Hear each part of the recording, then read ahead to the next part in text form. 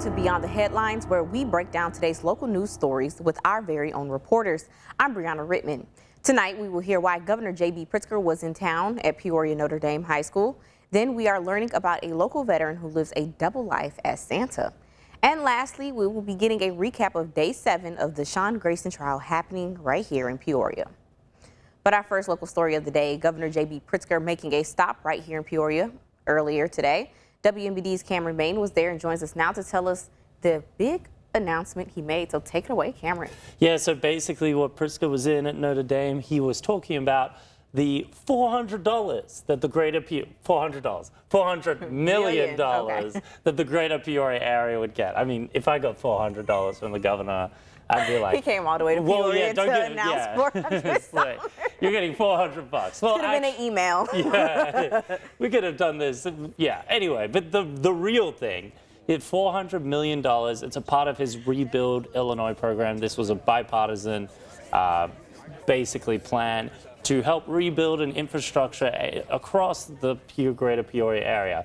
One of the biggest projects they're touting is the Sheridan Road updates. From Northmore to Glen Avenue, okay. You'll know it's 2 lanes. Right. There's only 2 ways to go down it, the down or up, you know? Mm-hmm. So what they're going to do is they're going to build more sidewalks in there, liven it up, but also add a 3rd lane. Okay. And that center lane will allow you on Sheridan Road to turn left and right and actually be able to turn into all the houses okay. and businesses that are on that road.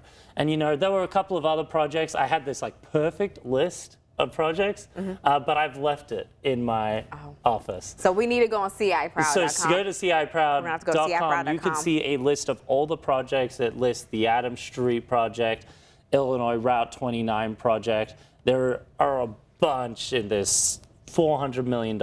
And you got to remember, that's a lot of money. I know Peoria City is a relatively large city for Illinois. And the budget is tonight that I will be going to, and you can find out more at 10 p.m.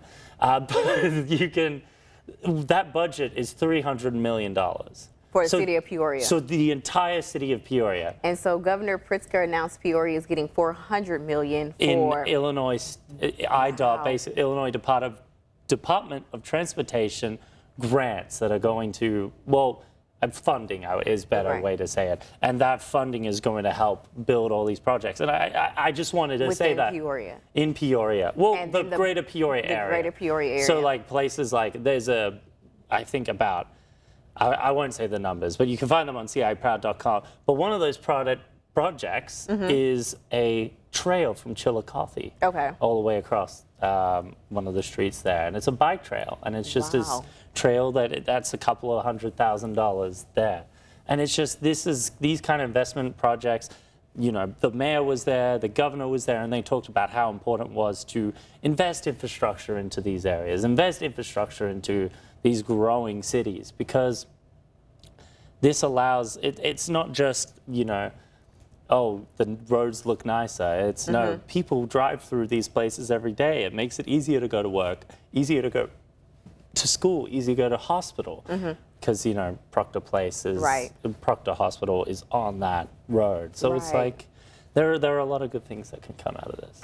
Okay, and did he have anything else to say while he was here? He did. You know, as we all know, there's been a lot going on in the politics sphere. The federal government shutdown is obviously one of the biggest things, but he mentioned about the SNAP benefits. Okay. Well, I asked him a question about SNAP benefits because on November 1st, there will be no SNAP. SNAP will be on pause until the federal government starts up again.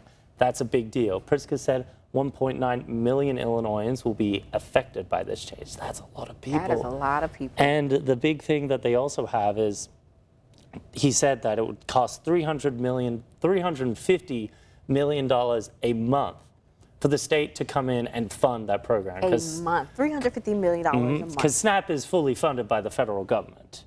And so Pritzker was saying, we can't fill in that hole. That's a lot of money. That is going to add up very quickly. And this is a very tight budget year. And there's already some things going wrong with the budget that they might need to find new funds somewhere else because of a whole bunch of reasons, right? But it is a very tight budget year, and they just don't have those monies. So Pritzker was saying they could look at ways that they can support food pantries in other ways outside of SNAP funding. And then also, they're currently in Springfield talking about this. All right. Well, thank you, Cameron, for that update. So, Cameron, what do you think is the greatest movie of all time? Empire Strikes Back. Okay. New analysis tries to make a more objective list. The pop culture website Pixel Parade used metrics including award nominations, wins, inflation adjusting box office numbers, reviews from critics, and reception from audiences to name the 50 greatest films ever made. Number 1 is The Godfather. It scored a 9.2 rating on IMDb and took home Best Picture and other Oscars. The rest of the top 5 include Schindler's List. I watched that in high school. Lord of the Rings, Return of the King, Parasite, and another Lord of the Rings movie, The Two Towers. That is pretty valid because I think all those movies are classics. And I think especially as a huge Lord of the Rings fan, they're one of my favorite movies. And what has been great, because, you know, I'm Australian. Right. I fly sometimes to see my family back home in Australia. Right. It is quite a distance to travel across the whole Pacific Ocean. It is. It is the 4th longest flight from Dallas to Melbourne in the world. It is 17 hours and 45 minutes. And so what has been great is that Qantas, they have Lord of the Rings on the flight.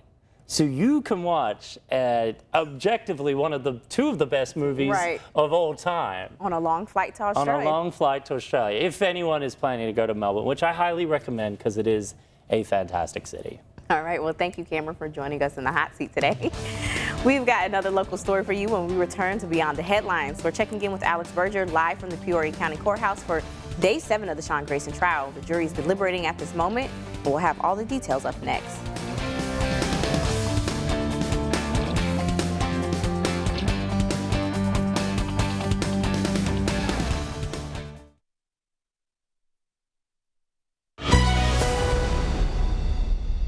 Welcome back to Beyond the Headlines. Our next local story of the day is Day 7 of the Sean Grayson trial happening in Peoria. Today, the jury was sent to deliberate, and now we wait for a verdict. WMBD's Alex Berger has been at the trial all week and joins us live from outside the courthouse. So, Alex, what are some big moments from Day 7? Well, Brianna, it is pretty rough out here. It's cold, it's rainy, and yet there's still about 25 people still rallying for justice for Sonia Massey. Today was the closing statements from both sides, both the defense and the prosecution. Going through as far as what the defense had to say is they actually took almost twice as long as the prosecution, which is pretty common. That is what I was told by our digital reporter, Andy Kravitz. In a trial of this magnitude, that's pretty common to have that amount of time for the defense to make their closing statements. What they basically argued is that what was to Illinois code and what is part of Sangamon County policy is what was followed by Grayson. That Grayson followed it, and that he says, going off of what the experts said yesterday, that it was proper, saying that his actions were proper to what the policy is in de-escalating a situation. They even said that, yesterday we had the experts saying that Grayson shooting Massey in the face was de-escalating the situation. As far as what the prosecution was saying, they're saying that if anybody else was at the scene besides Grayson, that Massey would still be alive today. They're saying that it was because of Grayson's actions that Massey was shot. Now, we have been waiting for the jury to get out of deliberation for what I believe is, if I'm doing quick math here, about 6 hours or so. It's been since 11:30, just after 11:30, and they've been deliberating.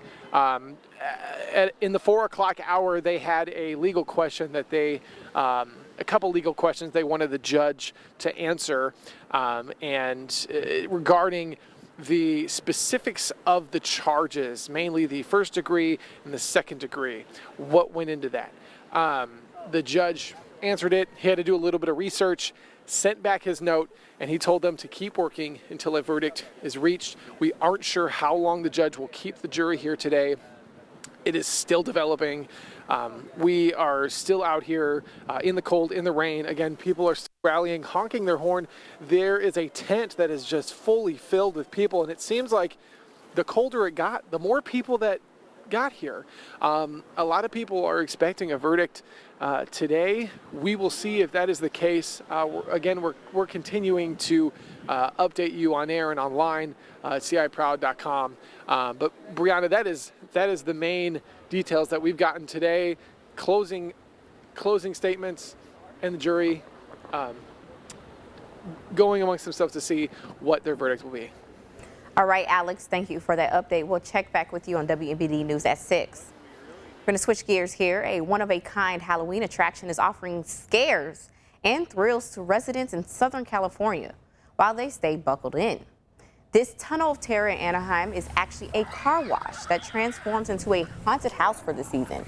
Actors dressed as clowns, zombies, and monsters leaping from the shadows to frighten drivers who dare to enter. Organizers say it's fun for the whole family. Drivers can leave their doors unlocked and windows down for an extra scare. The event runs until Halloween Day.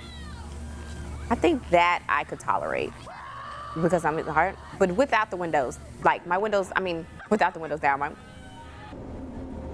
I think that is crazy too, Sarah, that people are willingly rolling down their windows. But I can tolerate a haunted house just like we do Christmas lights, just a drive-through rather. I probably wouldn't even like them coming up to my door, my window either, honestly. I wouldn't. It looks fun, but I just don't do haunted houses. I like to sleep at night. I don't like to have my anxiety up. Somebody's jumping and scaring me. Now my heart is racing. That is, I can't do that. It's a no for me. Now, when we come back to Beyond the Headlines, we've got one more local story with Austin Feeman talking about a local veteran who does something very special for the holidays. We'll be right back.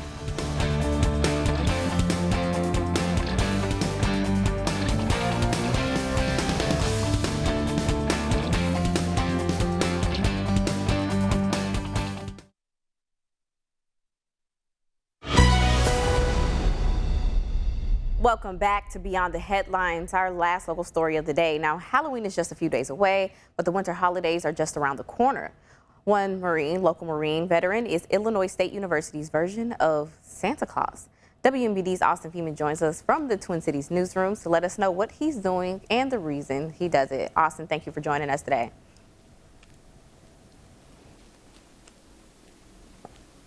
Of course. Thank you, Brianna. Now, this version of Santa Claus that Illinois State University has, he's a former Marine Corps veteran, and you know, as you mentioned, he's ISU's version of Santa Claus. His name is Troy Ziegler, and he may not look like Santa Claus, but his actions say otherwise. He has been collecting toys for the Toys for Tots program for about 25 years now.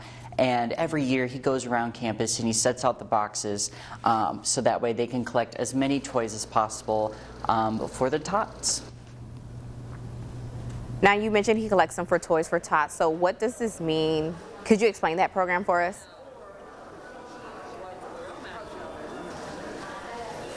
Yeah, so the Toys for Tots program is sponsored by the Marine Corps, which is perfect for Troy. It's a big reason why he does it. He really just feels like a full circle moment for him, is what he was telling me. But basically, Toys for Tots helps families in need during Christmas time, getting those Christmas gifts that children need, or not necessarily need, but may want for Christmas, to help make that Christmas morning a little bit more magical for them, especially if the families can't afford those Christmas presents throughout the year. Now, Troy, when I was speaking with him today, he's very, very humble about what he does, and he does not take credit for a lot of what he does. He really gives credit to the people of McLean County for really donating and everything, and he kind of just says he's the fly on the wall, just watching everything. But really, he's going out there. He's the director of Toys for Tots McLean County. He's going out there. He's in the community. He's putting these boxes out, trying to get as many donations as possible for these kids. That way they can have a really magical Christmas. And of course, you know, he was a Marine Corps veteran. This is a Marine Corps sponsored organization, and it just feels right to him, and it's where he feels he should be.